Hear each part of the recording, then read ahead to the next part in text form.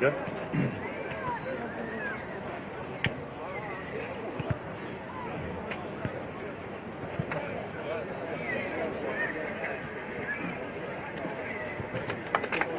Right, we're ready to go, yeah?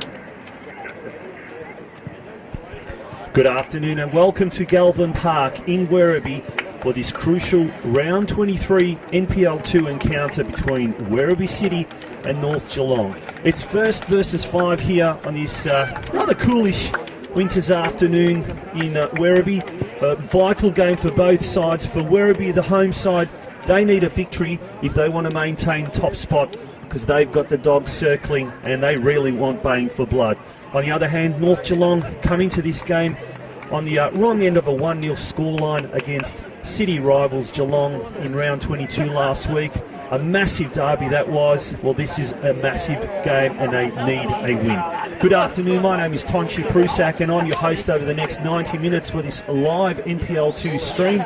And joining me here in the commentary box at Galvin Park is my good friend and colleague, Craig Filer. Craig, how are you?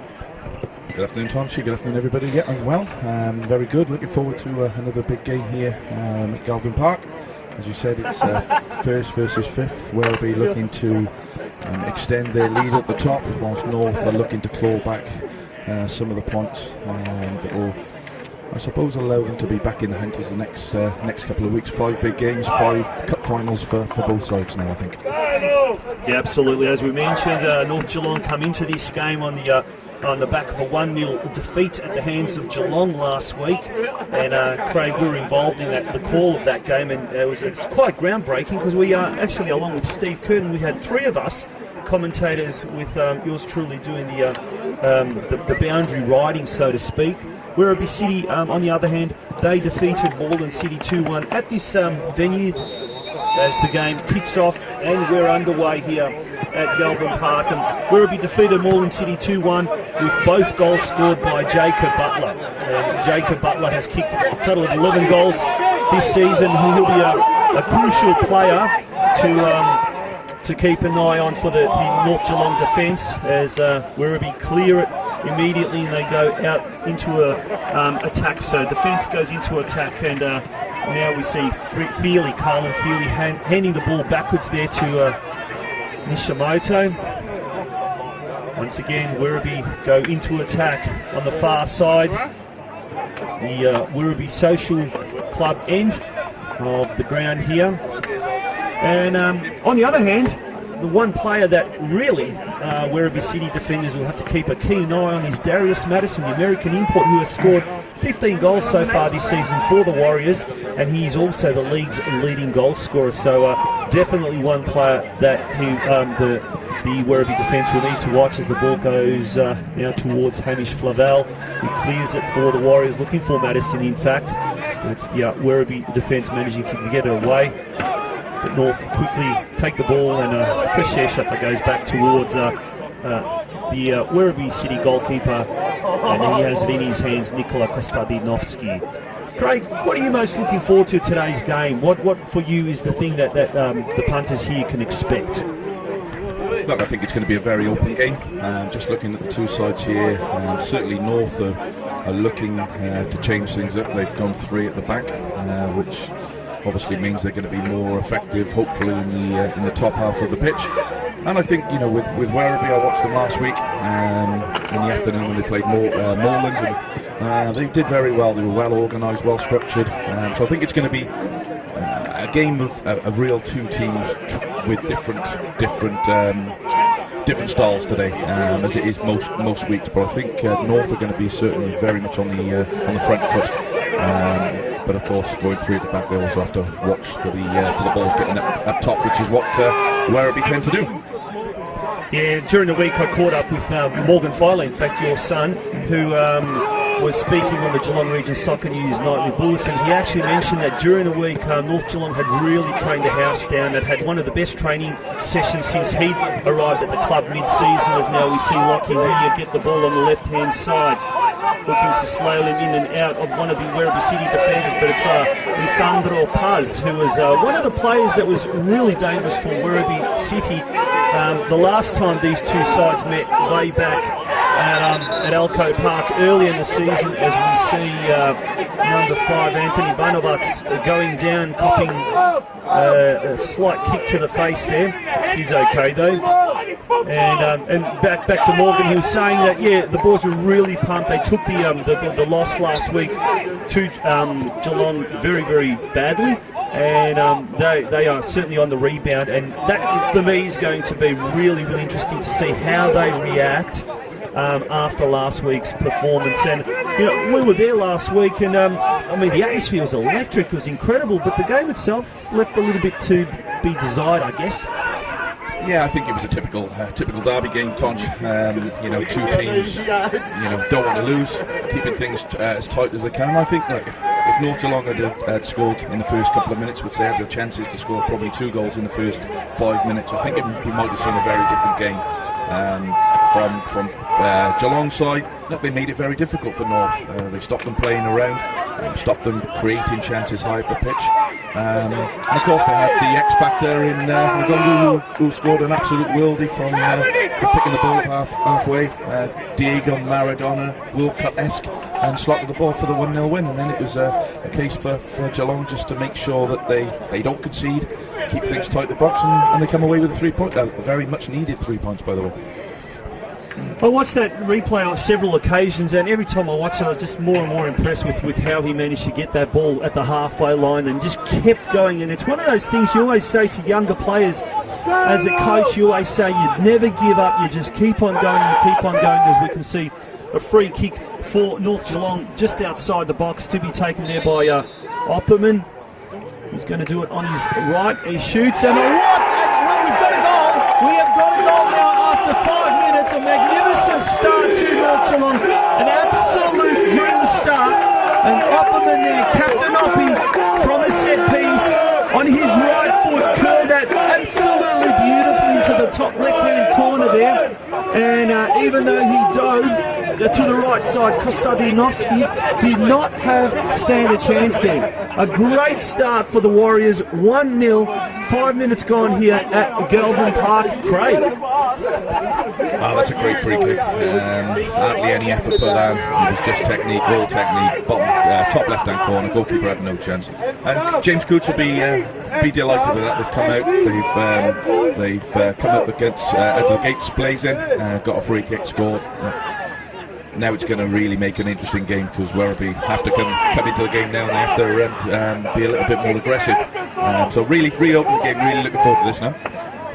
It's a fascinating situation developing in NPL 2, and as we see now, the ball switches to the other end of the field, and a set piece now for Werribee, about 10 metres outside of their penalty box, and comes in towards the mouth of the ball, cleared away by one of the North Geelong defenders. It's going to be a corner kick now, the first corner of the afternoon. Werribee City on top with 43 points, just 1 point ahead of St Albans Saints in 42. Moreland Zebras in third place with 41. Moreland City in fourth place with 36. And as the live ladder stands now, North Geelong would be on 38, so they would jump into fourth spot, assuming Moreland City, assuming that Moreland City, who are playing Melbourne Victory, don't get any result. As we see now, ball very, very quickly moves to the other end. George Ellis has the ball, finds Madison, goes inboard looking for James Coots, but it's intercepted there by Paz. Takes on the player coach there. The ball's going to go out, and it is going to be, looks like a free kick there to Julian Cassano.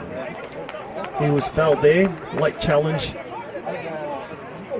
And looks like it will be a free kick to North Geelong. About 5 metres inside their attacking half. So an enthralling sort of a situation developing here in NPL 2. We've got several games happening today, Craig, all kicking off at 3 o'clock, so we look forward to bringing you live score updates from all those games. Moreland Zebras taking on Geelong across town. That's a very, very important game. That's kicking off at 3 o'clock, the game at CB Smith Reserve. At the same time at Campbell Reserve, Moreland City taking on Melbourne Victory. Whittlesea Rangers also hosting Brunswick City at 3 p.m. Werribee City taking on North Geelong, obviously here at 3 p.m. And we've got a game tomorrow, St Albans Saints taking on Ballarat City. Ballarat City currently occupying bottom spot. So that you'd think, Craig, that St Albans would, it's almost 3 points guaranteed, but nothing can be guaranteed in this league. And with 5 rounds to go, no doubt there'll be a few very, very surprising results and outcomes of games. Yeah, absolutely, Joshua. We've said it for a few weeks now that this NPL 2, it's nobody wants to put their foot on the accelerator and take the game by the scruff of the neck and really push on. So, as I said, Werribee are on top at the moment. They need to win this game for sure. As do North Geelong. I think looking at the next couple of fixtures are going to be interesting. So, Werribee's next 3 games are definitely not easy. Langwarrin away, Murray United, a long trip up to Murray United, and then they have Moreland Zebras home. So 3 massive games there for them. And North have Springvale at home, Box Hill at home, and Melbourne Victory away. So 3, you'd say, winnable games. So look, they get 3 points here today, North, and they've in with a chance. But Werribee certainly need a 3 points for the next 3 games coming up. And Werribee City might be on top at the moment, but they certainly are not on top here at Galvin Park. We're into the 10th minute of the opening half, and North Geelong 1 leading the league leaders at the moment, 0. As Barnabas clears it further afield, looking for Opperman. All the actions on the far side of the field, on the social club end of Galvin Park. As we see Feely now with Barnabas. Barnabas wins out on that occasion, clears the ball forward, looking for Darius Madison, but it's intercepted there by Shane Hodor, or Sean Hodor, I've got that right. Liam Bryan there goes down, got nicked, free kick quickly taken. Ball looked to be clear, centred in there, but James Coots, the player coach there, managed to get that ball away. And it's going to be a throw into Werribee. Nicholas Bavkar takes the ball, finds a 1-2 with Paz. Back to Bavkar, finds Nishimoto. Hodor finds Collette, goes further afield, intercepted there on that occasion beautifully by Hosdra. But it's back with Werribee as we find now Samuel McCall having that ball. Back to McCall. It's a game of table tennis at the moment, but beautifully taken away there by Shakuna. And he got a little bit of a tap there on the ankle, so he'll get a free kick right in the middle of the park there. And North Geelong definitely on top, controlling proceedings in these early stages of this vital round 23 clash. Very, very important in the scheme of things. And we have mentioned it's Darius Madison has the ball now on the edge. He's going to be one of those real danger players Werribee City will really need to keep an eye on. And he battles there with McCall. Shot there by James Coots on his left boot. Goes well wide of the target. Goal kick now to Werribee City. Craig, what can Werribee City do to get back into this game apart from score an equaliser? Look, it's very early in the game, Tom. We're only 11 minutes into the fixture. I don't think Serge and his team on the touchline will be getting too worried. They'll be sussing everything out, looking for what opportunities they can see and where the weaknesses there are in North. And as I said, North will be doing exactly the same to Werribee. So early games, early doors at the moment, but certainly North seem to have settled on the ball a little bit quicker. Certainly looking to get the ball down and play. And it'll be an interesting rest of the game for sure. We have got an early progress score from the Moreland Zebras game, CB Smith Reserve, and would you believe it, Moreland Zebras 0, Geelong 1 after 8 minutes, and that's a very interesting result. It means as the live ladder stands now, Geelong, who are in 7th position, and they need to get that momentum happening because they certainly want to end up in the top 6.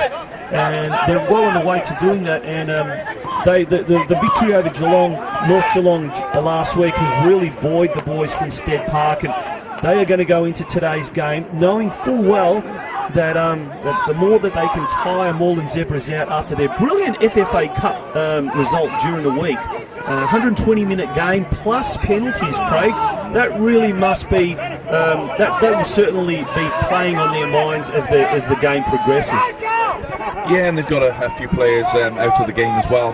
Big strikers out for a while. I think he's got a 4-game ban, which certainly not going to help. He's the main threat for the club. So look, they will have a deleted squad after last week's heroics in the cup.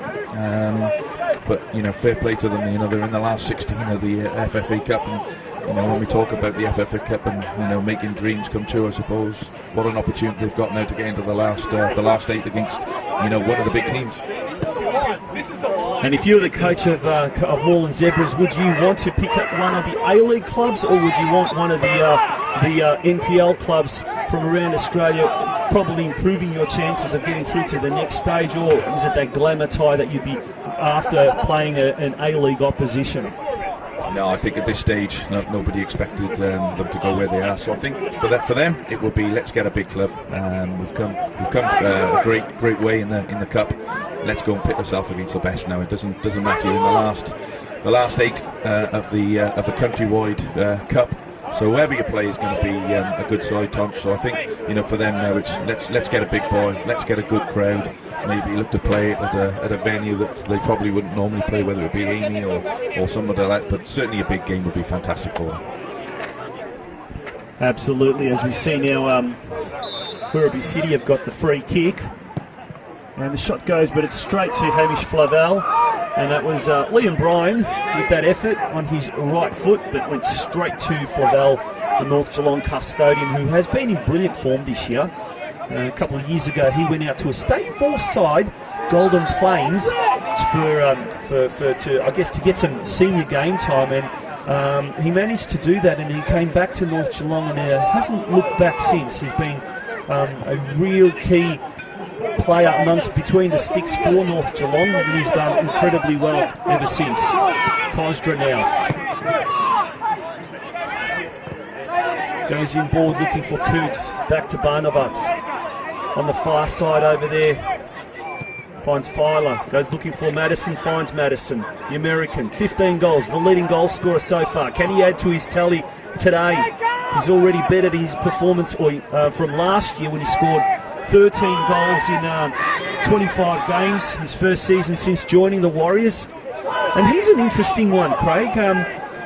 Assuming North Geelong stay in the restructured second-tier competition, or second-tier state competition, VPL 1, would they be able to hold on to him for a third year in effectively the same competition? Because, as an import, you'd probably be always looking to try and better yourself and play at the highest level possible. And dare I say, if he scored 15 goals and leading the competition at the moment, there'd be a few clubs circling and wanting to sign him and offer some big money. Yeah, unfortunately, I think it's the other way, Tonch. I think his 2-year visa is coming to an end at the end of this season, and I'm afraid I think he's going to be heading back to his motherland of the USA. So it will leave a spot open for James Coots and his team. I was speaking to James through the week, and he's really happy with the squad he's got. They are a very, very young squad, still learning the game. He said to me that they need probably 2 or 3 experienced players to bring in for next season, and he's confident that if he can get those guys in, that he's got a very good squad here that can push for promotion. So he's not panicking. He understands that his super striker is going to be off and the top goal scorer, but it's about planning for next season as well, and making sure that whoever he brings in fills the big void that's certainly going to be there. Yeah, absolutely. And it's going to be definitely very competitive, and certainly the way the NPL structure next year is going to see things, it will be more of that linear kind of a division. NPL, VPL 1, VPL 2. And as we mentioned earlier, Geelong Soccer Club will be very, very keen, and they'll certainly will be trying their absolute utmost to finish the season in 6th position or higher. There's a little slalom run there from Lisandro Paz, gets it to Tishimoto, Nishimoto, sorry, I'll get that right. Takanori Nishimoto. And the ball goes flying for Werribee throwing. As we time check at the moment, 18 minutes just gone by. We're almost at the halfway mark of this opening half, and pretty much it has been all North Geelong, although Werribee slowly starting to get back into it, and there's an attempted header that is set towards the goal. In fact, it's going to be a corner kick, that one, so it must have come off a North Geelong defender. Yeah. Liam Bryan just takes his time walking over to the corner flag where he's going to take this corner kick, looking for an in-swinging effort, no doubt, at the top of the goal mouth. Bryan comes in exactly as predicted, knocked away by Flavel. Barnabas in hot pursuit there, and that was Feely gets it to Paz. Sandro Paz goes backwards now, finds Murray. Bavkar on the far side. It's dispossessed now. James Coots has the ball. Plays it delightfully over there to George Ellis. Cross comes a little bit wayward. Lockie Weir had the ball there. Desperate. Werribee defence clears it. Only as far as Kosdra. Gets the ball back after Opperman passed it to him. Back to Opperman now. The goal scorer of that first goal after 5 minutes. Baiting Lissandro Paz, who goes back all the way back to Flavel just to control the situation, and that is exactly what North Geelong have been doing in the first 20 minutes of this game here at Galvin Park. Conditions absolutely ideal. Very, very little wind, in fact hardly any wind whatsoever. It's not overly cold, it is coolish, but perfect conditions in the ground. Craig, you had a little bit of a walk on there prior to the game. It looks pretty good, Nick, even though I guess from here it looks, standing from here looks quite dry, but the ground, the surface looked quite firm and quite even. Yeah, Taj, the ground here is lovely. They look after it very well. In fact, they've got a lot of teams playing here, and if we look behind us, there's 4 fantastic pitches here, so it gets very little use. In fact, it's only used for the under-20s and the seniors, so they can protect it as much as they can. But it's in good nick. It's nice and flat. There's a little bit of bounce to it, but it's in good nick. Certainly better than some of the pitches that I've seen this season.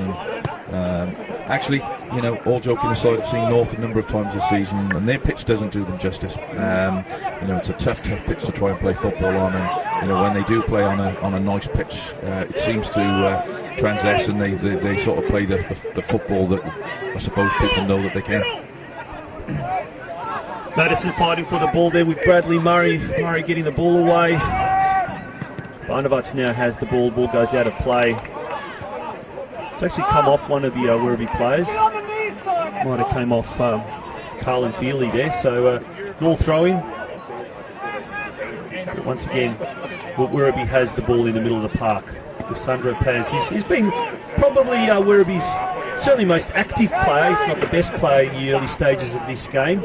He's done exceptionally well across the middle of that park, and he's certainly covering a lot of the field at the moment. Bit of a wayward touch there by Cassano. Ball goes out of play.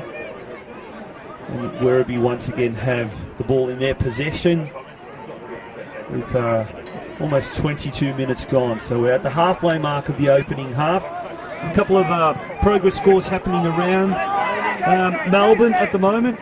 The big NPL game between Green Gully and the Melbourne Knights at the moment is 0-0. The big Western Suburbs derby in the NPL. We just had a goal at Springvale, where Murray United have equalised against Springvale White Eagles after 18 minutes. And after 18 minutes, a CB Smith Reserve Moreland Zebras are 1-0 down against Geelong Soccer Club. So that's an interesting early result, or early score update, if you like, from CB Smith Reserve. That could, if the score stays like that, could have some interesting connotations for the makeup of the top 5 after day's end here in NPL 2. So big game tomorrow at Churchill Reserve. St Albans taking on Ballarat City. Very important game. And Craig, both that you and I host the Football Out West program on FNR Football Nation Radio. Just last night we secured, it was announced that St Albans Saints will be the featured club this Tuesday night at 9 o'clock. So that'll be very interesting. And one of the things that they really wanted to talk about was their junior development, and they've recently set up an academy down there. So they're really looking at, you know, creating a lot of opportunities for outstanding young players, and that's what the NPL is all about. As we see the Warriors trying to once again go into attack. Alessandro Paz there goes forward, but Barnovats manages to get the ball. Harlan Feely had it. Casano now, long ball forward, looking for Darius Madison. Ball seems to be going a little bit all over the shop in these last 5 minutes. Lachlan Weir now gets the ball. It's Andrew Shakluna now. Goes back to Coots.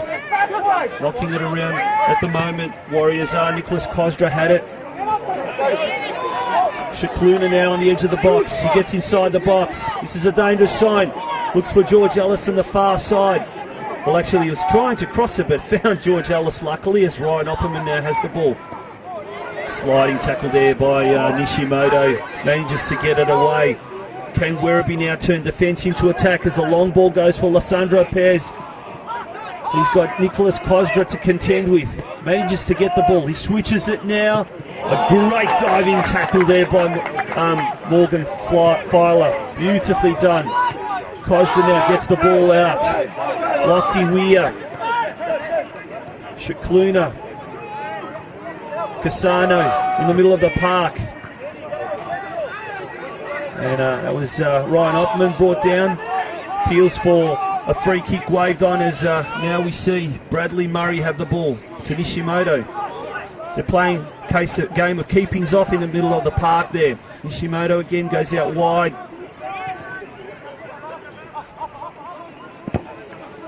Hodor, long ball looking for Lissandro Paz. He's got two Warriors players to contend with. Ball spills out wide, and Warriors goalkeeper Hamish Flavel is the first to react, and he retrieves the ball and brings it back into his the safety of his penalty box. Warriors doing extremely well, Craig. Here 25 minutes, almost 26 minutes gone. Score is 1-0 to the Warriors, and they seem to be absorbing most of the pressure when it's down back line, and also when they're bringing the ball forward, they're looking the more dangerous side to score another goal. As we see now, Opperman with the ball in the middle. Now he gives it over to Shakluna, gets it out to Lockie Weir on the edge of the box. Crosses it in, look for Madison, but it's intercepted. Casano with the ball. It's dispossessed. Nishimoto, but back to Casano. Wayward little pass, but he does find George Ellis on the far side. The youngster now. He's got Bavkar to contend with. He goes inboard. Casano once again looks for Madison, who turns on his left shot. Left foot. Has a shot there with his left foot. Goes straight to Kostadinowski.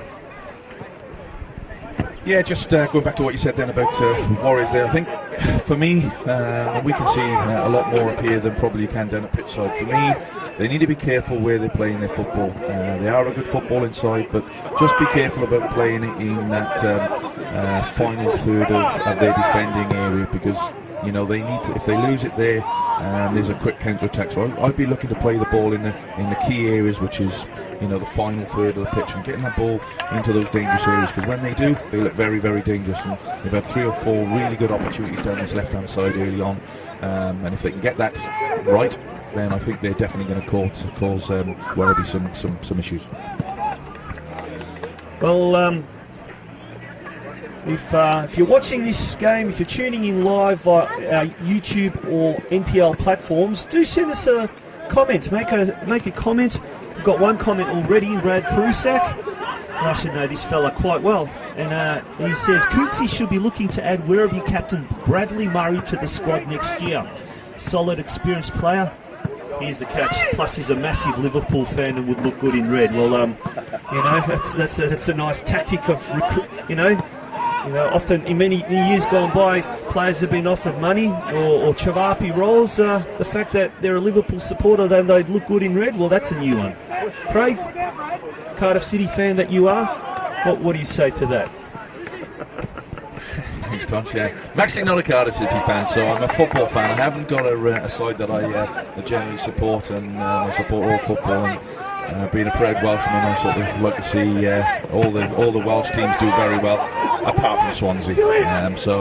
No, Liverpool, that good side, great coach, play football the way that football should be played, and had a fantastic season last year. And I'm sure all Liverpool fans will be looking for an improvement on their 97 points that they had last season. Absolutely. Nishimoto now has the ball going forward. So dispossessed there. Nice little flick on there by Coots, who was trying to get it to Lockie Weir, who's now gone down. Looks like he got a little bit of a tap to his ankle. And we're on 29 minutes now into the going a bit of a lull here. As we did get a bit of a knock there got a little bit of a knock there to the ankle. Well, actually, no, it's to the shin, more likely to the shin. So a little bit of blood there, but he'll be fine. Was a bit of a nick, but he's been pretty effective across there. But I'll tell you what, Craig, if there's one player that has really impressed me at the moment, is number 7 for Werribee City, Lissandro Paz, who's been quite dynamic, and he's got some silky smooth skills. And we've got a very well-known guest here who's very heavily involved with North Geelong, involved in the football operations department there, and also a past president. Josip Zilic joining us here in the commentary box. Josip, welcome to the live stream here on NPL Victoria. Thanks for having me on board, Tonchi and Craig, and g'day viewers and listeners. And if you've got any questions for Josip, definitely leave us a comment in the comment section. But mate, last week, big loss at the hands of the city rivals. For football in Geelong, it was a fantastic experience, and it was great to see, I guess, the birth of a real NPL rivalry happening there. Massive crowd, Saturday night at its best. The game itself was a bit cagey and whatnot, but how did the boys handle the loss? Or, we mentioned that Morgan Filer said during the week that the training that they had was very intense and probably one of the best since he's joined the club. But from your end, how did they react? And obviously we've seen the reaction today, 1-0 lead at the moment. But behind the scenes, how did the boys take that? Oh, look, the gaffer and his leadership group are very professional in the way they approach things. They like to break down the reasons and trying to get to the core of what they feel didn't quite work for the day. And the boys went straight to work. There was no moaning and groaning about it. We're all adults here. We know exactly what to expect. And they've responded really well and positively. You can see the body language, the actual vocal language on the park is carrying through, and the energy is high. Yeah, the first 30 minutes in effect has really been all as far as North Geelong dominant on the field, and they've had a couple of opportunities to add to that 1-0 scoreline as they have now. But yeah, next year, has the planning already started for next year? We mentioned how this could well be Darius Madison's last year, obviously for visa reasons, but it's around about now that the coaches and the club obviously start their planning processes for the following season. How's the situation down at North Geelong at Alco Park with regards to that?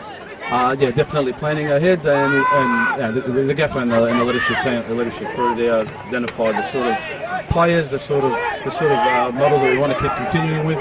North Geelong is about promoting development from within, whether it's within the Geelong backyard itself and the wider region, but also in neighbouring areas as well. We're not the sort of club that's going to go out there and splash cash. We want to give people the opportunity and be the platform for them to grow and prosper as adults and as footballers. Yeah, just on that, Josip, I know the club are very forthright in their views on that, and we know that clubs like to go and spend money, but what's the plan for the facilities, the pitch down at Elko Park? Because we look at this pitch here at Werribee, and it's a lovely pitch to play on, and it's no coincidence that when the players get on a decent pitch, they can play. When they're not, they struggle. Great question there, Craig. And before I answer that, I do want to wish Werribee City Football Club a happy 50th anniversary. And it's wonderful to be here. I'm a former member of the club, so it's always nice to come back to a stomping ground.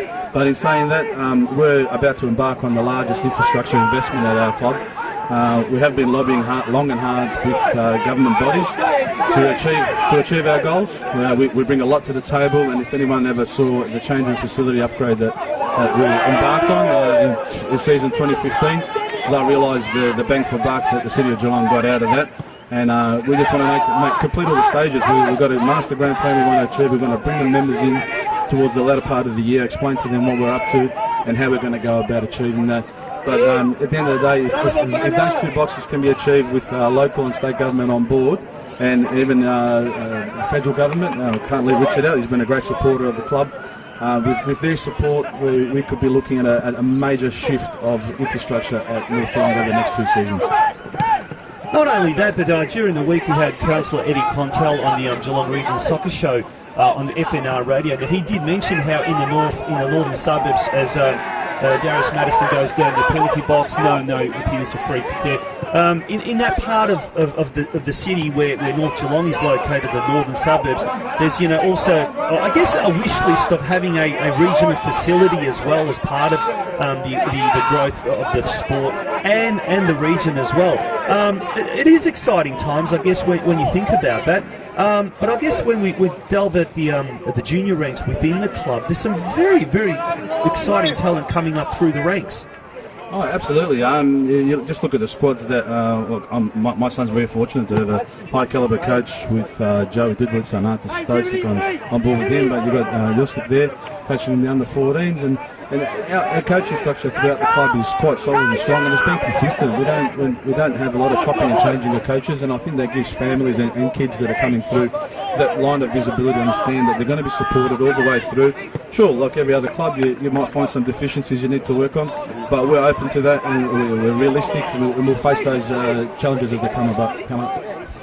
And there's some more exciting news probably in the next few months as well for North Geelong, so stay tuned with regards to something big happening next year in the pipeline, but we'll just leave it at that at the moment. But Josip, thank you very much for joining us. Some certainly exciting times ahead for football in the region, and especially with the Western United A-League side. That's certainly going to add profile to the sport. But at NPL level, we saw the massive crowds last week, the atmosphere, the players coming through the ranks.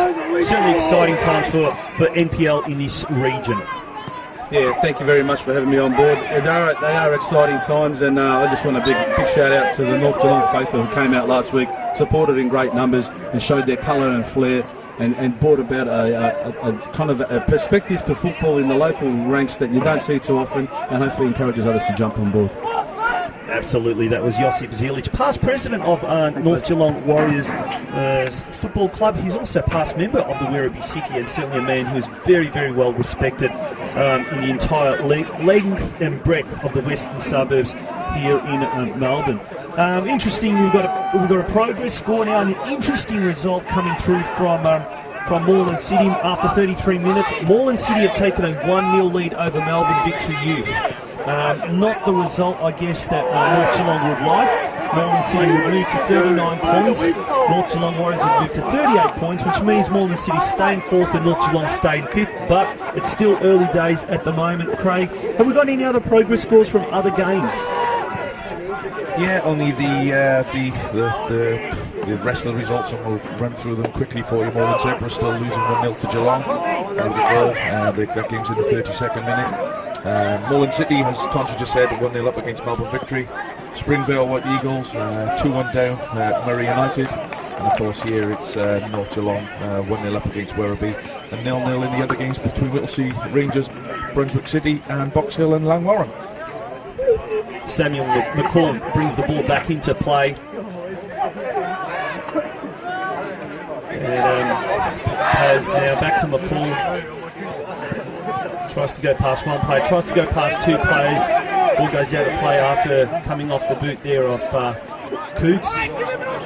Ball is back in the hands of Samuel McCall now, probably almost in the identical position as he was about a minute ago.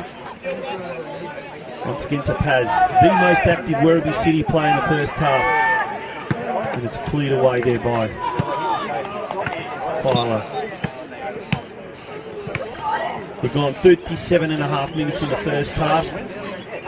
There's been a couple of half chances apart from that first goal. What a sizzling goal that was after 5 minutes, a set piece just outside the penalty box, and Ryan Opperman just blasted that home. The call now, back to Collette. The two baldies there for Werribee City. For a minute I thought there was Craig Fowler out there. As the ball goes out on the far side, and Bavkar has the ball. Goes inboard looking for and finding Bradley Murray. Big Liverpool fan, we're told by Rad Prusak. Big cheerio out to Stavros Terry Stavridis, who's watching from Portland. And we're not talking about the Portland down in Victoria, we're talking about Portland, Oregon, in the US of A, United States. So a big shout out there to Stavros. And Hamish Flavel has the ball now. The North Geelong Warriors goalkeeper.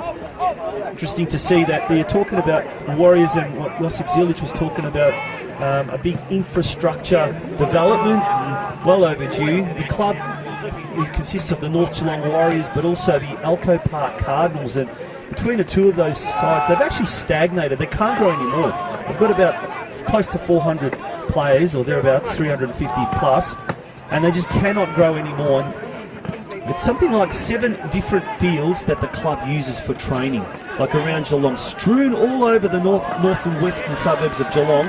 It's quite ridiculous to think that that is the case, but that's just how popular the club is and how popular the game is in Geelong, and it's growing at such an alarming rate. As Carlin Feely had the ball there, bobs it off to Nishimoto, goes backwards now to McCall, who has been rather active over the last few minutes on this right-hand side.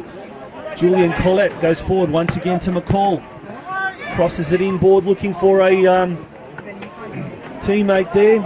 There's Carlin Feely who flew, but his header pretty much went straight to Hamish Flavel. And as we nudge close to 40 minutes now, still North Geelong 1, leading Werribee City 0 here at Galvin Park. Round 23 encounter. Ball forward finds Andrew Shiklona. He can't control it. And it's Collette manages to get the ball back to Kostadinowski. Goes for a long ball, searching ball, looking for Lisandro Paz.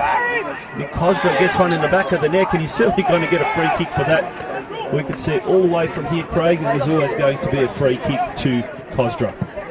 Yeah, as soon as the ball dropped there, it was going to be Coswell just opened his body, put his body into the centre forward, and it was always going to be a free kick. But the game's a bit of ebb and flow. There's not really a lot happening. I think the early goal settled North down. Werribee have started to come into the game. Certainly down this right hand side, they look to looking to get the ball into the channels on the right hand side here, which may be something for the Warriors coaching team to look at. Just got a score update for you, and it's a big result, or big goal in the game at Moreland City, as Melbourne Victory equalised in 38 minutes. So that's an interesting, with Macaronis scoring the first goal for Moreland. And we're just waiting for confirmation of who scored the goal. But 1-1 between Moreland City and Melbourne Victory Youth. As the live ladder stands now, North Geelong will jump into 4th spot, overtaking Moreland City. So some interesting developments happening around Melbourne at the moment. Interesting scores as we see Nishimoto now have the ball on the far side, looking for Bavkar. Back to Nishimoto, looking for his options further afield. Murray goes forward, cleared away by Barnabas. Only as far as Collette. Back to Murray. Long ball now looking for Feely. Ball spills wide, and it's going to be taken away, or taken by Hamish Flavel. And geez, it's all happening over at Moreland City. Looks like Moreland City have now scored a goal in the 39th minute, so maybe not even a minute after Victory equalised. It's Moreland City now 2-1. So as the live ladder stands, they would remain in 4th position. And if things stay the way they are here, well, that would mean that top team Werribee City may well and truly be dethroned, and the 3rd and 4th and 5th place teams would all be getting closer and closer and closer towards that automatic promotion spot. That brings the riches of NPL glory in season 2020. Free kick now to Werribee City on the far side on the social club end. It's going to be a long floating ball towards the back post there. Headed back in from Sean Hodor. And the ball is cleared away into the adjoining creek here. They're going to have to get the replacement ball. The ball comes back down towards the corner flag now. 43.5 minutes gone.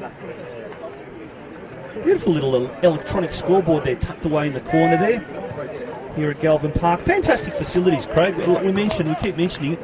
We've got full-size soccer pitches here, and plus the main ground here is in absolutely brilliant condition. I won't say pristine condition. This time of year it's impossible to get that. As a flying header now was there from Colette, but it's gone a little bit too far of the target, or too wide of the target, and North Geelong through Hamish Flavel will now take the opportunity to bring that ball back into play. We've almost gone 44 minutes. The fourth official adjusting his little board there.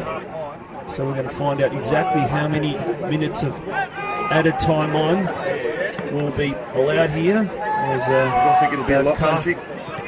No, it won't be too many. There hasn't been too many stoppages. There was a little bit of a stoppage there when Lockie Weir had to go off the field to get some treatment there, but it wasn't too bad. It was Barnabas now heads the ball. Ball now goes to Paz. Lissandro Paz now. He's got Kozra to deal with. Flying shot that manages to get cleared away by Flavel. Beautifully done away. Follow-up effort there. And will be corner kick? No, it's a goal kick. It's a goal kick. But that really almost caught the North Geelong defence napping there. Kozra was able to get back and apply some pressure, but great save there from Hamish Flavel. In the end was the decisive moment there for North Geelong and Werribee for that matter. Yeah, as I said earlier on, I think just North need to be very mindful of where they're playing football, because if they breach down in the middle of the park with three at the back, they can cause themselves some problems. Not Werribee playing particularly well and doing the right things, but just causing their own problem by, a lapse pass, a lapse of concentration, or just a poor pass. And it's a nasty challenge. There's nothing in it. And I think both players just slipped over, and Sammy McCall just caught Lucky Weir there on the ankle, but I don't think there was any malice in it. The assistant referees just put up a 1 minute, so we got a 1 minute of extra time, and we're 23 seconds into that. So North will be looking to count the clock down now and get into the sheds, have a good chat, reassess where they are, and look to come out again in the second half. So the only difference here is that Ryan Opperman goal in the 5th minute. It was his 3rd goal of the season, and dare I say his most spectacular effort to date. And also, possibly the most important goal. And there we have it. The referee signals the end of proceedings to the first half. And at halftime here at Galvin Park, it's the visitors that lead 1-0. North Geelong over Werribee City. The 5th place team currently leading 1-0. It's a big result for the first half, but an exciting, enthralling, riveting final 45 minutes to come. We'll be back with you in about 15 minutes' time.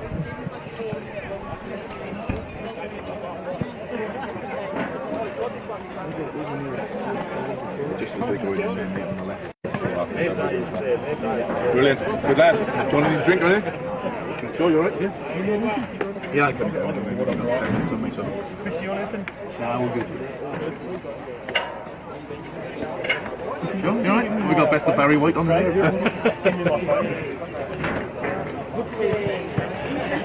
How many games to do a weekend, Chris? Hey? How many games to do a weekend? This weekend's only one. Okay. But I've got Tuesday night, I've got the Heidelberg Hume game. Okay. You work for sports stuff, is it? Yeah. Okay. Do you do any stuff on your own or not? Yeah. I want to speak to you because Ian Tunch do Football Out West. I don't know if you've heard it on the FNR radio. So I've heard you guys mention it. Yeah. So we've got this radio station at 7 o'clock on 7 till 9 on a Tuesday evening. It's really, really good.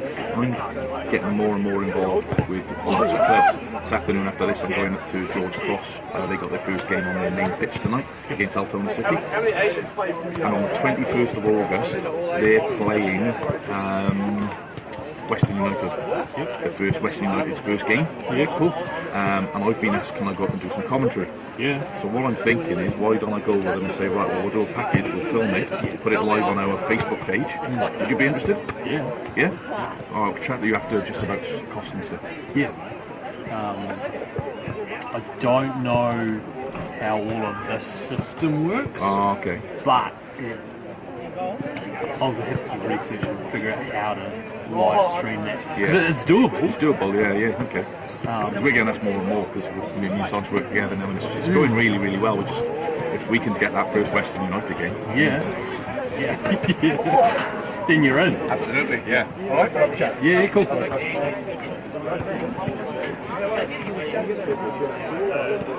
Ah, con mame.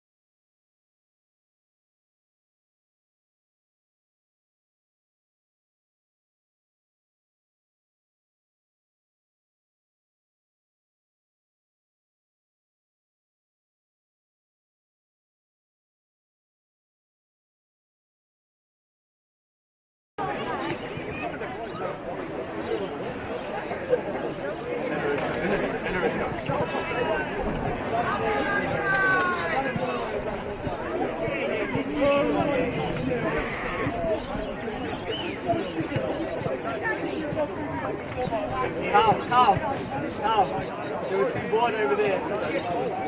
good to go, yeah? Welcome back to Galvin Park in Werribee for the second half of today's round 23 NPL2 clash between Werribee City and North Geelong. It's first versus fifth. Werribee City occupying top position on the NPL2 West ladder.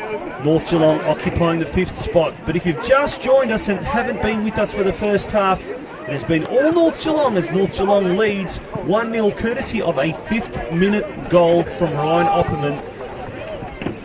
Captain Incredible, who scored a goal with an incredible right-footed shot from just outside the 18-yard box. My name is Tonchi Prusak and I'm joined here by Craig Filer in the commentary box. Craig, how did you see the first half?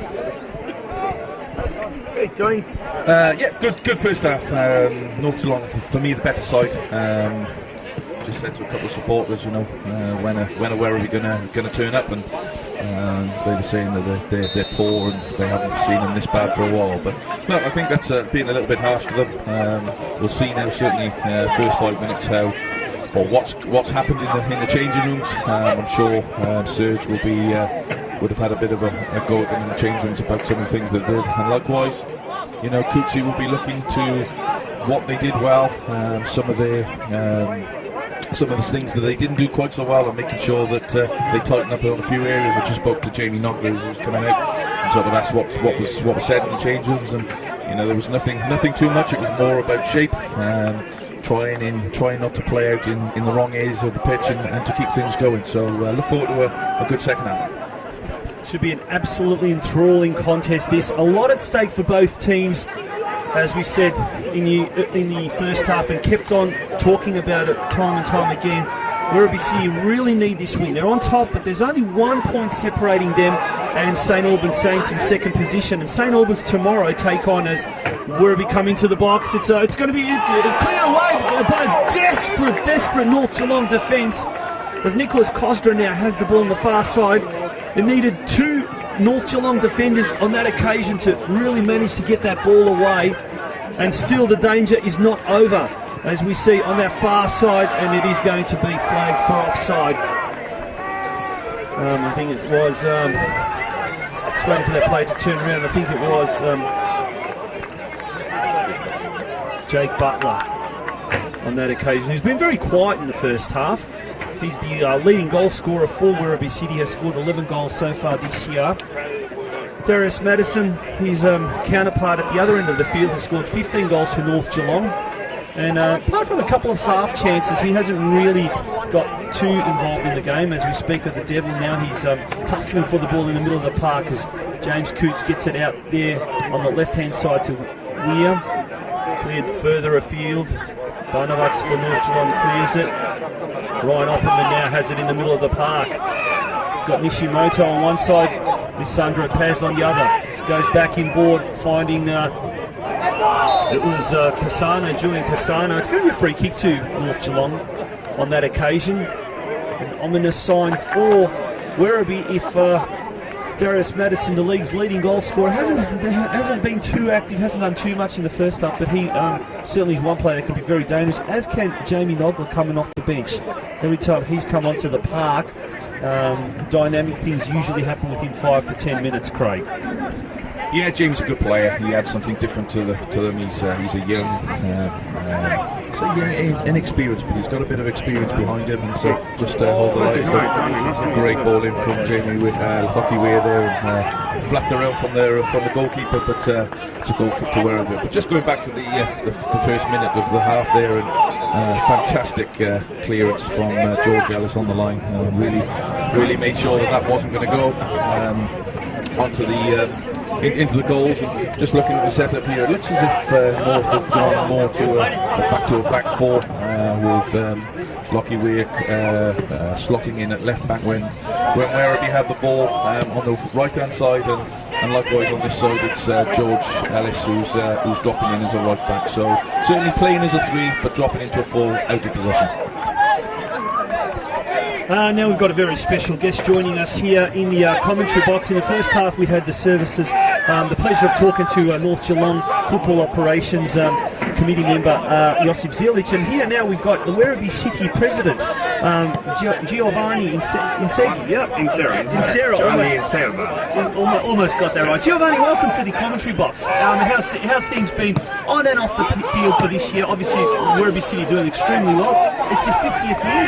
Big plans afoot at the club, obviously, as far as celebrations and off-field festivities. Tell us a bit more about that. Yeah, so that's right. So the club was formed in 1969. So this year is our 50th anniversary, which is really exciting for the club. We had our gala night last weekend. We had about 250 people over at Tunnon Sports Club on Saturday night. It was a great night. Everyone had a lot of fun. Fantastic way to celebrate 50 years at the club.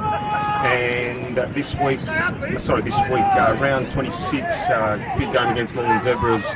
We're having a past players, past coaches, past committee event here on game day, which should be fantastic. Be able to welcome hopefully a lot of different people who have been involved with the club in across various levels over the 50 years, and hopefully we get a big turnout. As we saw, Alec Goodwin, one of the substitutions made at half-time for Werribee City, and he goes in pursuit of the ball on the far side, but it's North Geelong now turning a defence into attack. And on that occasion, once again, Collett managing to be ever so reliable at the back. It's going to be a free kick, looks like, to Werribee City on the far side. Giovanni, the past players' days are always great days, isn't it? A lot of reminiscing. And when a club hits 50 years, there's so much history, there's so many people that have been involved over the years. And, as far as the future of the club is concerned, it's always had a very strong junior development here. How's that all progressing at the moment?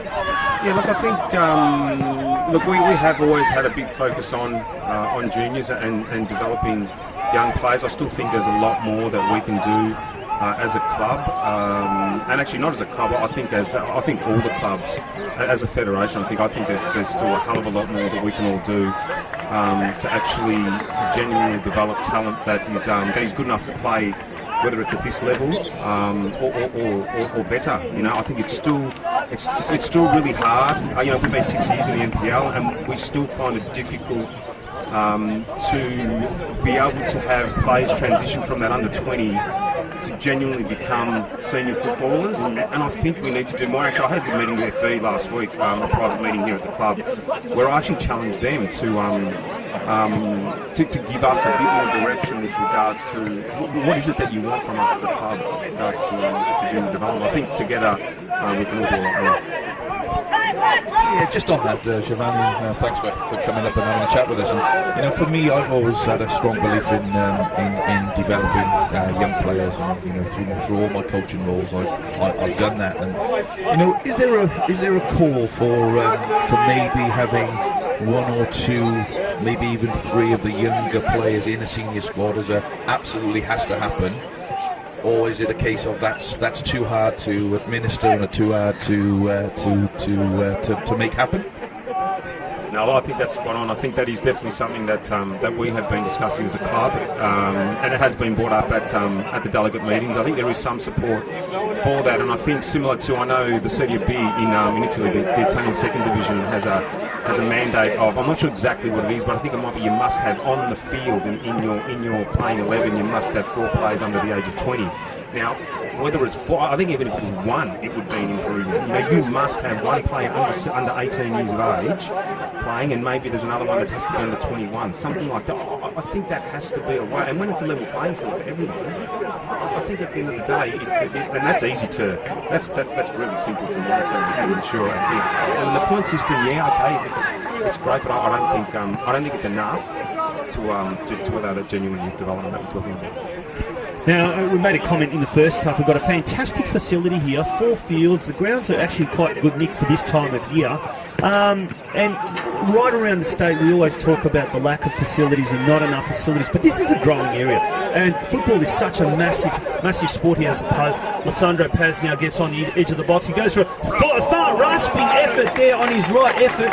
Evokes a diving save there from Hamish Flavel, and it's going to be a corner. We've gone 53 and a half, almost 54 minutes in this game. North Geelong still leading 1-0, but certainly last 10 minutes. Giovanni, ever since you've been in the commentary box, Werribee seem to be picking up their act a little bit. But getting back to our facility here, it's a fantastic facility. How are you coping? Is it adequate? Is it not enough? Are you at that point where you cannot take any more juniors, as Flavel now has that ball? Another nervous moment for the North Geelong faithful here.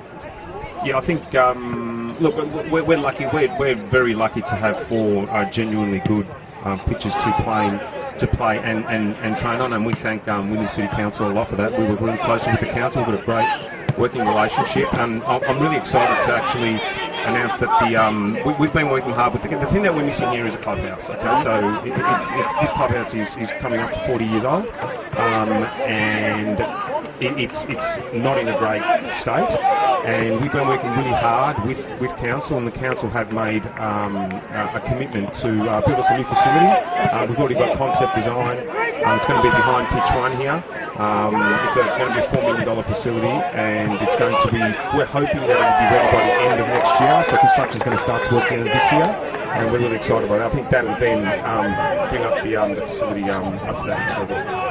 Well, Craig, there you got it. First of all, Josip Zilic announced a major infrastructure project at North Geelong, and now Giovanni's announcing a major clubroom extension, or clubroom building erection, if you like, of a $4 million new facility here at Galvin Park. Well, that is absolutely fantastic, and we certainly look forward to that as now the action returns to the field. It's once again Werribee City with a free kick at the halfway line. Craig, did you want to ask Giovanni anything? Yeah, I just want to ask you one more. I won't go into too much detail because we're lucky enough to have Werribee City coming on Football Out West in a few weeks' time. So I'm sure there'll be lots of questions that we'll look to answer. We'll just cut up a minute while Sam McCall gets into the box and lose it and go straight through to Hamish. So just from me, Giovanni, 5 games left. Currently sitting top of the league. Langwarren away, Murray United away, Moreland's every home next 3 games. Every game's a cup final. I'm not going to say what's the expectations because it's out of the league, and at this stage of the season it's about now getting promoted. What's the club's, how do you go about the next 5 games as a club?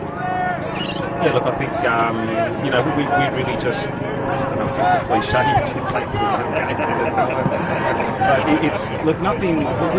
We let the coaching staff and the players do what they need to do. I think Serge is now into his 4th year here at the club, and when we brought Serge on board, there was never any. We never set any crazy expectations. We just said, mate, if you want to come on board, we'll give you the time that you need and the support that you need to achieve something. And the thing that we have to, and the thing that we're very proud and happy about is that at the end of the day, every year we have improved in terms of performance. And this year, we felt that we were going to be really competitive this year. I'd be lying if I didn't say we didn't expect that top 3 was our aim. Anything below that would be like, oh, that's not really what we've done. Look, and we've managed to be competitive the whole year. And it's been fantastic. So credit to the playing group, but there's a long way to go. It's a really tight knit group that you need at this level. It's not all about having top players. You've got to have the quality, but you've got to have a group that's committed. And we really have that this year. So whatever happens. And yeah, we'll just let it play out, and hopefully we're around about there. Giovanni Insera, the president of the Werribee City Football Club, has been an absolute pleasure chatting to you. There's so many questions we can ask you, and we'll have to leave that for the Football Out West show in a few weeks' time, so stay tuned for that. We have got a progress score from the Moreland City Melbourne victory game. We've got an equaliser, it looks like, at Craig. Yeah, it looks as if Moreland City went into the sheds at 2-1, and Victory have come straight out 51 minutes and equalised. So that game certainly ebbing and flowing. We're not sure where it's going to end up. Springvale White Eagles are still 2-1 down to Murray United. Whittlesea and Brunswick are 0-0. Still here at Galvin Park, it's Werribee City 0, North Geelong 1. And in the Box Hill Langwarren game, it's still 0-0. Clear for a penalty there from the home support, but Referee was having none of it. Ball in hands with Hamish Ravel. Looking to clear the lines, and he clears it long. But just looking at Werribee now, they've sort of brought on Alec Goodwin in the middle of up front. So I think that will change their style of play significantly now. I think they'll be a lot more direct. He's a big lad, big unit. I think they'll be looking certainly to get it up to him as much as they possibly can. Looks like North Geelong themselves are going to make a substitution very, very shortly, with Michael Anderson, pitch side, about to come on. And there's the first substitution for North Geelong. Andrew Shakluna, number 19, coming off the pitch as Michael Anderson, an attacking-minded midfielder who's going to really complement Ryan Opperman in the middle of the park. And that just tells you really that James Cootes now is not happy just to sit on his laurels and wait for the game to finish 1-0. He really wants to put this result to bed. And an important result as Goodwin's header goes forward. Comes out wide to Feely. And ball goes backwards now. Collette, flying header looking for Nishimoto at the back post. It's taken away by Cootes. Anderson, first touch of the game as he comes onto the park. And he straight away has conceded a free kick that was quickly taken by Babcock. Paz now has it on the left-hand side. George Ellis there fighting for the ball, does extremely well. Gets the ball away and ends up earning a throw-in for North Geelong. Fantastic effort there by the youngster. Deep inside his defensive half.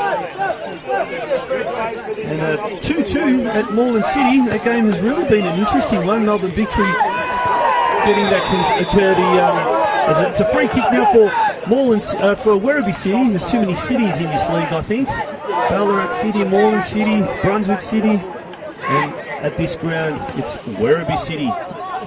So Goodwin, who's been very, very active, very much amongst the thick of it since coming on at half time. We're now into our 62nd minute there. Ryan Opperman, the North Geelong captain, having a couple of words of discussion there with the referee. Yeah, I just think now with the change of formation for Werribee that North need to be very careful about giving needless silly free kicks in and around the area. You know, Alec Goodwin is a big lad, as I said previously, and you know, any opportunity they get to get that ball in the box, they're going to be looking for him. So just have to be very, very mindful of those balls now and those silly free kicks in and around the box. Throwing to Werribee City on the far side. Some exciting news that we've heard these the last few, and we've got another score from Moreland City, and you wouldn't read about it. Moreland City have taken the lead now, 3-2 now after 58 minutes. So what a heart-stopping, action-packed encounter. That one is over at Campbell Reserve. And we've had some amazing announcements made on this telecast, on this live stream today, Craig.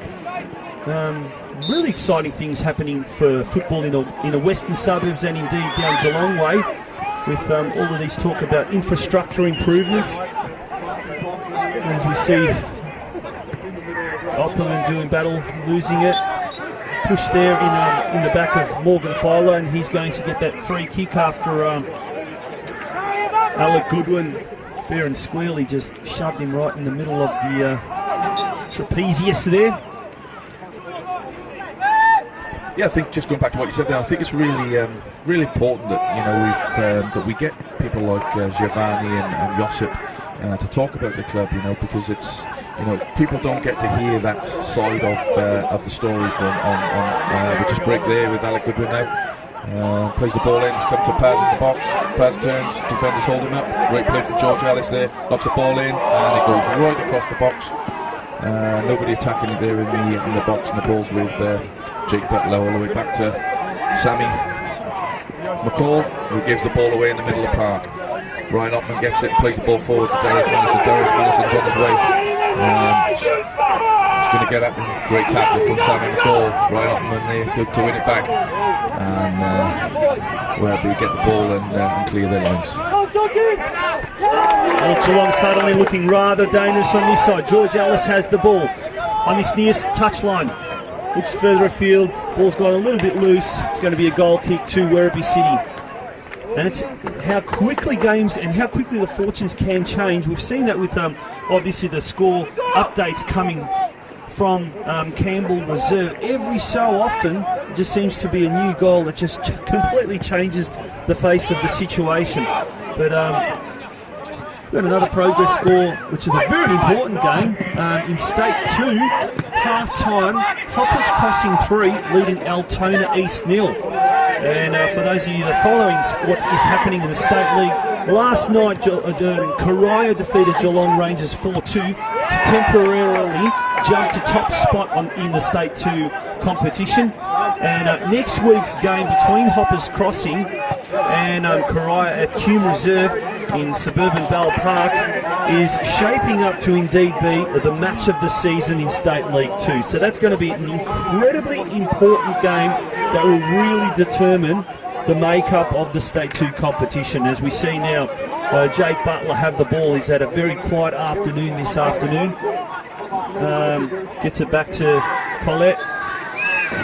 And the ball goes out of play. It's going to be a throw into North Geelong on the far side on the social club end, or the social club side of Galvin Park.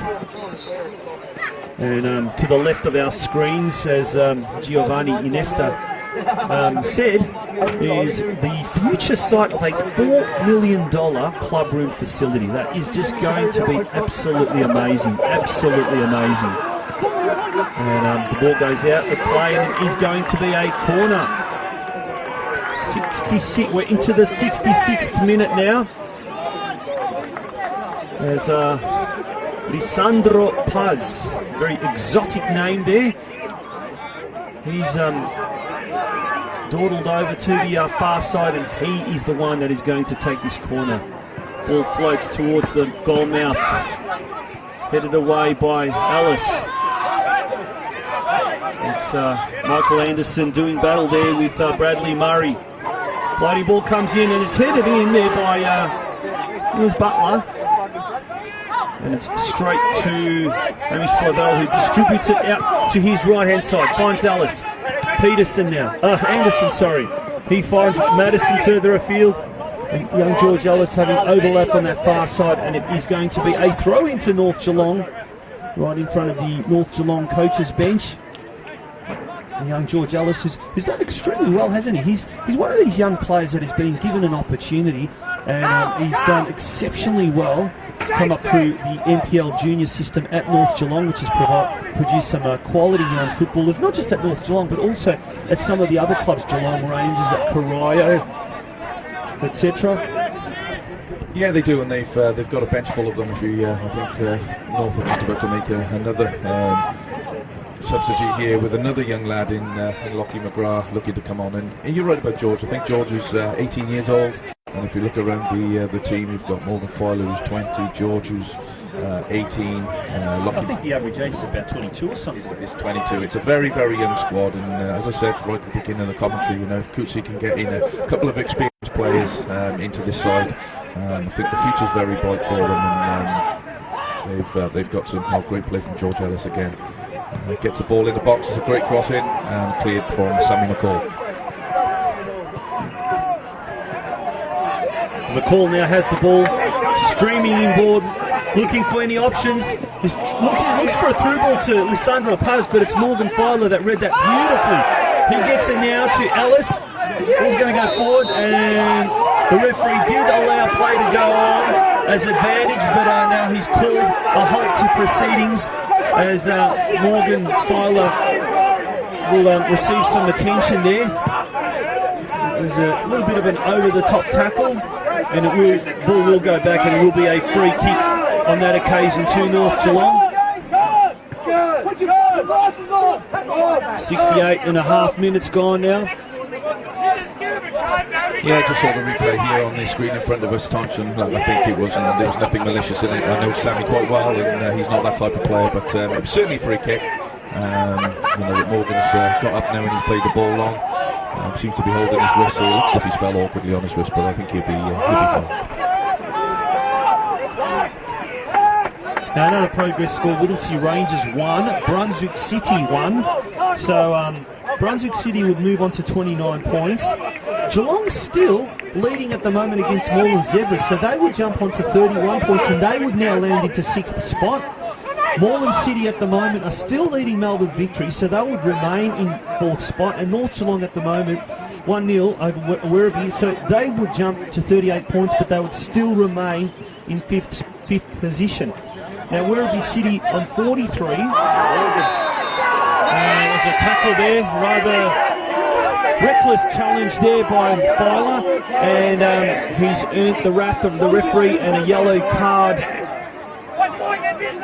The first one for North Geelong, and it's going to be a free kick to Werribee, right in front of the Werribee bench, to be taken by Lissandro Pez, and he's need to settle down on that occasion, because there's just about 20 odd minutes to go and they really need to make sure that they're settled there as the ball goes bobbing loose there by the Hodor was lurking ominously on that occasion, but the danger has been nullified for the time being, but it is a corner for Werribee City.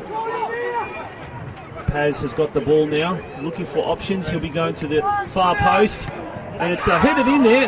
It was quickly there by Feely, tried to get the ball out. Goodwin now on that occasion, back to Paz.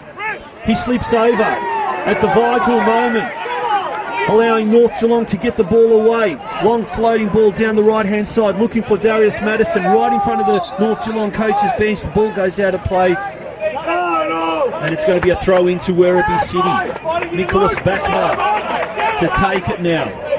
70 minutes gone here. Lockie McGrath warming up. He's about to come on. Former Lara United junior. When he crossed over to North Geelong. Worked through the North Geelong junior system. As we now have Ishimoto looking dangerous on that occasion. Clavel goes for George Ellis. Heads it on to Darius Madison. Beautifully done. Madison now trying to get past his opponent. He can't do it on that occasion. Sean Hodor. And Hodor gets the free kick on that occasion. And McGrath had a stint at State 2 side Corio for a season and did exceptionally well. And this year he came back to North Geelong and has been an absolute staple in the North Geelong side, as we have got a substitution, Lachlan Weir coming off, and McGrath about to come on. Another attacking-minded player, young McGrath, very dynamic player. Looks rather slight, but I tell you what, he's a tough little character, and having played for a year in State 2 football, which is certainly not for the faint-hearted. I watched the Corio Geelong Rangers game last night up at Myers Reserve, and I tell you, some of the bone-crunching tackles that were going on, Craig, it was a sight to Butler now on his right boot, but it's cleared away by Barnabas. It's certainly not for the faint-hearted State 2 football. No, it's certainly not, Tonchi. Thinking of Lockie coming on there for Lockie Weir. I think that's going to be more tactical. Lockie McGrath's going to give a little bit more work rate in those defensive positions of the pitch, which is going to help North as they're under a bit of pressure at the moment with some of these big balls coming into the box. But you're right about State League 2. It's a tough league, and Corio, Geelong, Hoppers Crossing, who are currently winning, and it's a tough league, and there's a few sides want to get up out of that league into Division 1. But we've got some more goals from Campbell Reserve, and it's now Moreland City 4, Melbourne Victory 2, Springvale White Eagles 1, Murray United 3.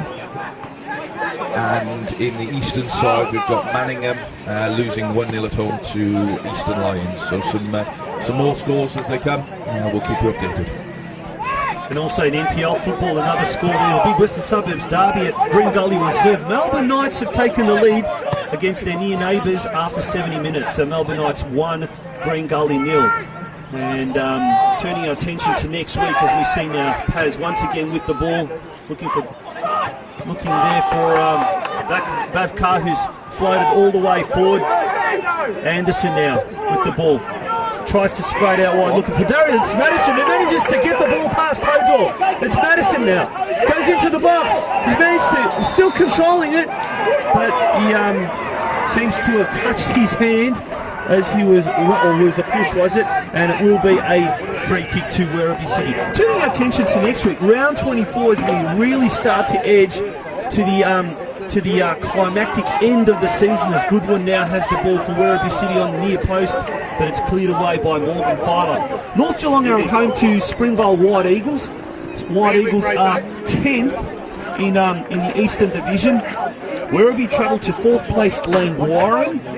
Bulleen Lions, who are 2nd, taking on St Albans in a big game at the Veneto Club. That's going to be a crucial game for St Albans as far as there. As Alessandro Paz now on his right boot calls for a corner that it came off a North Geelong defender, but the referee says no, I'll have none of that, thank you, gentlemen, and it will be a goal kick to Hamish Flavel, the North Geelong custodian. And Moreland Zebras are also away to 9th placed Box Hill, so very important for Werribee City's sake. With 75 minutes gone, 15 minutes left in this game, they need to get a goal. They really need to go to goal. At the same time, North Geelong will be very keen to get that sealer, that all-elusive second goal. As we see, Barnabas now has the ball, plays it back to Flavel. Clearing kick towards the middle of the park, and it's Collette. Goes out wide, looking for Feely. North Geelong's Cosdra onto Coots. Finds the new man on the park, Lockie McGrath. He's got the ball, goes inboard to Madison, who's pulled there by the shirt, and he'll get a free kick. Happened right in front of the referee. And I must say the referee has done a pretty damn good job this afternoon. It's been a pretty easy game to call. Hasn't been a spiteful game. It's been a good game, but hasn't been a difficult game to referee by any stretch of the imagination, Craig. No, we know some referees like to be the centre of attention, don't we, Tosh? But this one's he's letting the game play as much as he can, and there hasn't been a nasty foul. There's been some fouls, but there's nothing nasty, nothing malicious in it, and it's been a good game. It's both teams trying to look for opportunities to break the other down, and it'll be an interesting, what we've got left, 15 minutes or so. Yeah, 15 minutes. Cheerio to Danny Utisha, saying come on North, and Danny's a big St Albans Saints man, heavily involved with the club there. And we've got another goal from Campbell Reserve, and Moreland City, without a doubt, will take all 3 points from that game with a 5-2 lead over Melbourne Victory Youth. So an incredible result there, and they will move to 39 points, just 2 points behind Moreland Zebras if the Zebras lose today's game to Geelong. And at the moment, as the score stands, we've gone about 70 minutes there, and it is 1-0. 1-0, 68 in fact minutes gone. It's still 1-0 to Geelong. Over at CB Smith Reserve, McGrath on the far side. He has to contend there with Samuel McCall. Just to get a free kick in the process. Enterprising performance by McGrath, who's done exceptionally well since he's come on just 10 minutes or so ago. Still got Jamie Nobler on the bench. Very attacking-minded player who has emulated what he achieved last season already. He scored 7 goals for North Geelong last year in his first year, I suppose, with the North Geelong, and this year he's done exactly the same and scored 7 goals as Kostapianovsky, that's a mouthful, manages to keep the ball in play, and he kicks it all the way into his attacking half, cleared away there by Filer. And he's now throwing to be taken by Butler. No, he hands it over to Bavkar. And he's looking for options. At the moment, no options coming forward, so he goes looking for Goodwin. Anderson gets the ball back to Filer. Nice long ball looking for Madison. Finds Madison's chest, but Madison's got 2 players to continue. He does exceptionally well. Ryan Opperman gets it now, looking for Lockie McGrath, who's fouled on the edge of the box. Calls for a free kick, but it goes to deaf ears, falls on deaf ears as Samuel McCall manages to clear that ball away, and it's now gone for a throw into North Geelong. Nicholas Cosder on the far side, looking to settle things down as we start to enter the final 10 minutes of this absorbing encounter. It has been a great game. It hasn't been a fantastic game by any stretch of the imagination, but nonetheless a lot more open than what we saw last week at Stead Park, Craig. Yeah, and it's a good pitch as well. It's actually, like you said a couple of times, so it does allow you two football insides to get to have a go. Instead, it's going to be another. We've got 12 minutes, 11 minutes coming up. Plus any injury time. North just need to be compact and they need to make sure that they don't give anything silly away. From Werribee, we need to see something different from them now. They keep looking for that long ball into the box, and here we go, and there's a chance. Comedy of errors in the box there. It's Ravel punches it away, it goes against Cosra, who plays it back onto his post and back into the hands of Hamish Ravel. So North very lucky to get away with that one. The best North Geelong defender on that occasion was the upright post, as the ball now swings to the other end of the field.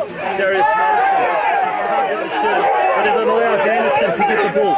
He goes further afield looking for Ryan Opperman, but the assistant referee on that occasion signals that he was in an offside position when he received that ball. It is going to be a free kick to Werribee City, very, very quickly taken by Sean Hodor. He goes back to his goalkeeper, who passes it onto the other side to Collette. He's got an acre of space. He's got time as well, which is a rare commodity. Gets the ball further afield, manages to find fielding. Ball goes out of play, and it's going to be a throw into North Geelong to be taken by Nicholas Cosdra. Goes further afield looking for Opperman, back to Cosdra. Flying ball, hopeful, speculative effort. Lead back by Backfar. Goodwin now looks for Lissandro Paz. Foot race to the ball with George Ellis. He slips over at the decisive moment, recovers, goes back, and a fantastic dinner there right in front of goal. It was a good one, but it went straight to Flavel. Hamish Flavel has been very, very active all afternoon, and he's been very, very reliable, I must say. And on that occasion, he just distributes the ball as far as he can to the other side of the field to just buy a little bit of time to settle the nerves of the North Geelong defenders, who have been coming under a lot of fire in these last 10 minutes. All goes well out of play there. It's going to be a throw in to North Geelong. Filer now taking his time, as he should, wanting to settle things down, as another substitution is about to be made for Werribee City. Number 8, Dion Howler, about to come on. We're just waiting to see who he's going to replace. And Werribee City have been looking quite dangerous, probably in the last 5 to 10 minutes, Craig. Yeah, look, I think we've been better side in the second half, if I'm honest. Without really creating, not playing particularly good football. He's given a free kick there. That's if you look at it from up here, it might look different from down on the floor, but it's Coochie slipped at the same time as Colette, I think it is, went down for the ball, and it was a clear accident. There was nothing malicious in that. Again, it's a free kick, dangerous area, because they're going to pump the ball into this box. But look, as you said, Tonchi, I think, Werribee certainly, for me in the second half, have been the better side. North have been camped in that box, and I suppose a good sign for North is that their top goal scorer, oh no, it's not the top goal scorer, is it? It's coming off. We've got Callum Feely. Callum Feely is coming off, replaced by Dion Powler. So looks as if he's going to go up the top. So something different for the North back four to look at in the last 5 or so minutes.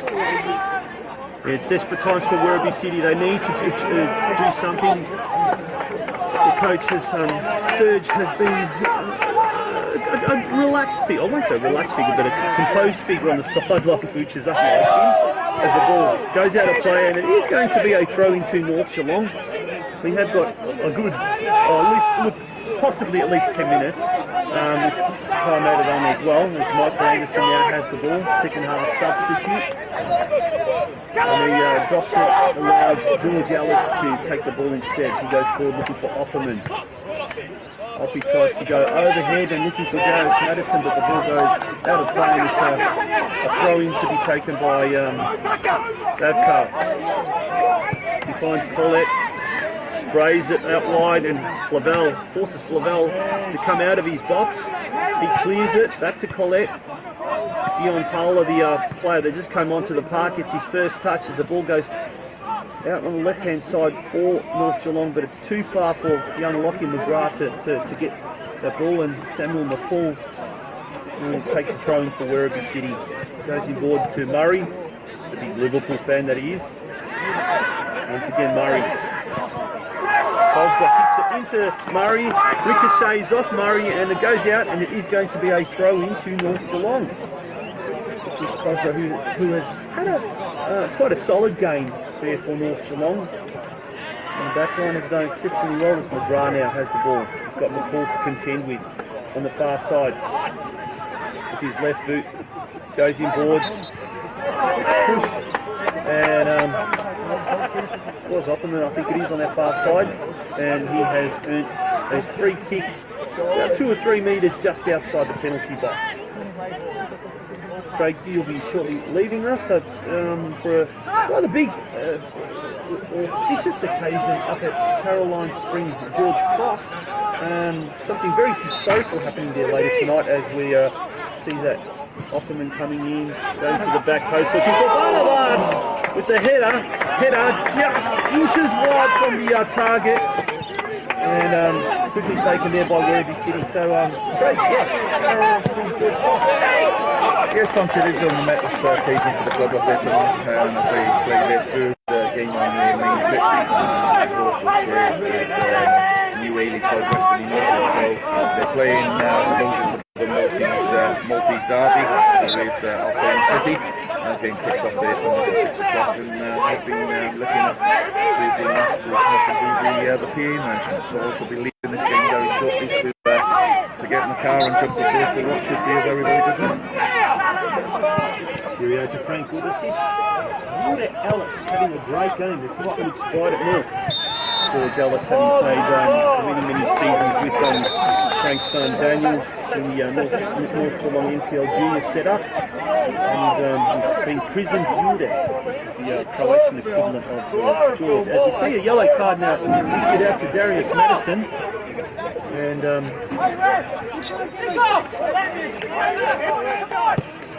ball now from Alexander Kostovinovsky.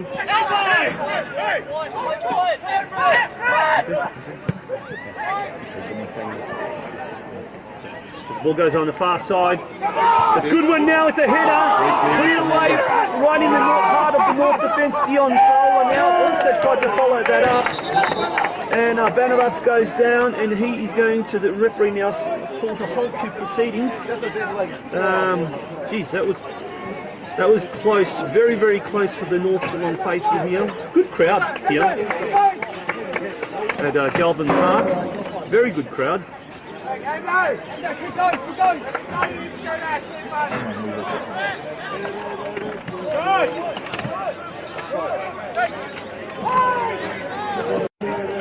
We might have a few technical issues here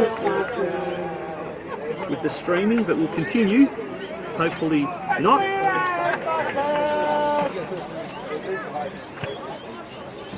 As Barnabas is receiving treatment in the just in front of the Werribee goals. Players from both sides just taking this opportunity just to settle things down. And we've gone 98 minutes now, 88 minutes, sorry, almost hitting the 90th minute.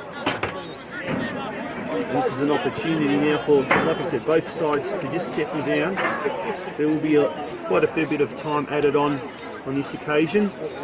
So we can probably expect anywhere between 3 to 5 minutes of extra time, stoppage time.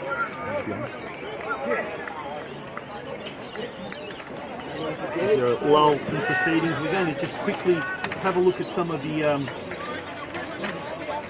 round 24 fixtures for next week. North Geelong taking on Springvale White Eagles at Alco Park next week. Very important game for North Geelong. Coming up against the side that is currently on the bottom of the Eastern Division. Lang Warren, 4th place Lang Warren. Home to Werribee. We've also got Bulleen Lions, 2nd place Bulleen Lions in the Eastern Division, taking on the 2nd placed St Albans in the Western Division. So a big game at the Veneto Club there as play has resumed. Headed out of play by Sean Hojaw. We're approaching the 90th minute.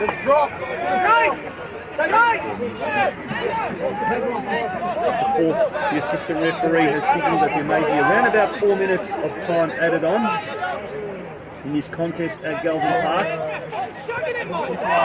As the ball goes out of play, going to North Geelong to be taken by George Ellis.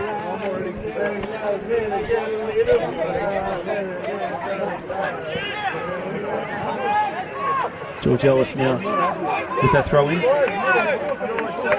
Apologies for the we had some technical issues, so we lost a little bit of audio there for a short while.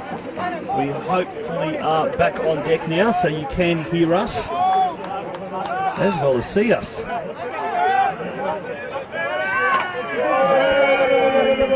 And once again, throw in to North Geelong, right near the corner flag there in front of the electronic scoreboard here at Galvin Park. George Ellis goes in board looking for and finding Michael Anderson, who's got 2 players to contend with.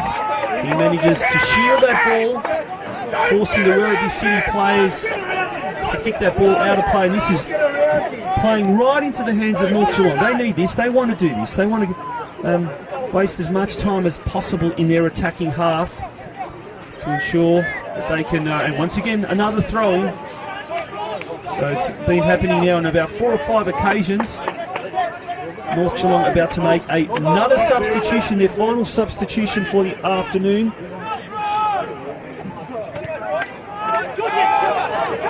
Kai Halliday about to come on. So to shore up the defence there, as Werribee City now. Collette on their far side. Looking for Lissandro Paz. Collette goes in board now. Finds Dion Paula. No, sorry, that's not Paula, that's Murray. Murray dealing there with Cassano. The ball flies overhead. Lachie McGrath applying a lot of pressure there, and it will be a substitution for North Geelong. Kai Halliday about to come on, and he will be replacing Julian Cassano. Gone almost 92 minutes in this game. 2, possibly 3 minutes left of the contest here at Galvin Park. North Geelong at the moment, Craig, looking very, very comfortable. Ball's in their possession. Things looking good for the Warriors. Yeah, it's exactly where they want as Kai Halliday comes on, been away for a few weeks, comes back in, he's just going to slot in I presume he's going to pop in as a section, just put a little bit of security in between the midfield and the back 4. But yeah, North of, trying to see the game out, just a minute or so left. I think we're just waiting for the 4th official to put up the ball. I'm not sure what he has, is he? Haven't seen it go up, but it's just defending at all costs now for North and making sure that they don't give the ball away and certainly don't concede at this late stage. It'll be disastrous for them if they do. Opperman there fighting for it, an excellent effort there. It is going to be a throw-in to Werribee City, quickly taken by Goodwin. Finds Nishimoto further afield. He slips away and Morgan Filer now clears it away for a corner kick. Ball's gone, I think, halfway back to Geelong after that effort. And we've gone 93 minutes, approaching we're into the 94th minute now, so can't be too much time left. Another goal at Campbell reserved in the 90th minute. Moreland City 6-2 over Melbourne Victory Youth. 85 minutes gone at CB Smith Reserve. Geelong still leading Moreland Zebras 1-0. Lots of action happening around the city. As North Geelong, Darius Madison Can he get it further afield? He does it to Anderson. Anderson goes further afield. It's in clearance space, and it's Ryan Opperman now. 1-on-1 with the keeper. He chips the keeper, and it just goes to the wrong side of the upright. That would have been the sealer there. It would have been the absolute sealer. As the North Geelong fans now start to find their voice, with just seconds remaining, Darius Madison, predatory as he is, tries to get that ball. Goes forward now, looking for Goodwin. Punched away by, or headed away by Barnabas. Kay Halliday manages to get that ball there. It's desperation personified here at Goulburn Reserve. Bavkar gets it over to Samuel McCall on the far side. This could be the last opportunity Werribee City gets. Lissandra Paz is dispossessed there as Michael Anderson, covering a lot of distance, kicks the ball, and it's cleared away by Julian Collette there. And no, it wasn't Collette, in fact it was Samuel McCall, his other baldy buddy. And ball's going to be a throw in to North Geelong on the far side. Michael Anderson has covered a lot of distance since coming on midway through the second half. North Geelong Warriors in the box seat. Just wait for an almighty roar from the North fans positioned right in front of our commentary area here at Galvin Park, because the referee looks at his watch, looks at it a second time, so there can't possibly be too much time left. There you go, ladies and gentlemen, as predicted, not much time left at all. And the final whistle sounds here at Galvin Park for what has been an enthralling and an open contest.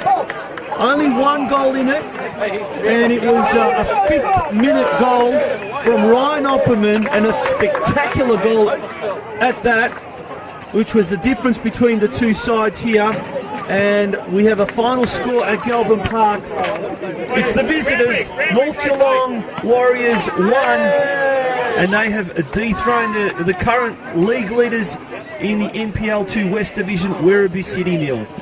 On behalf of Craig Filer and myself, Tonchi Prusak, it's been an absolute pleasure calling the game here from Galvin Park.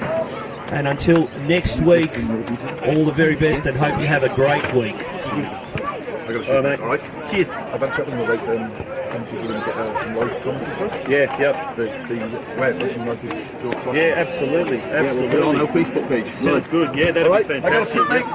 All right. Good work. Oh, do me a favour. Can you grab that tape? You know, pick it up. Yeah, I'll do that for you if you like. I'll give it to my wife actually. I'll get it at the stage. Oh, okay, yep.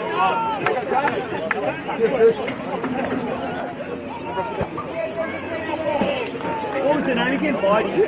Oh, there she is, yep.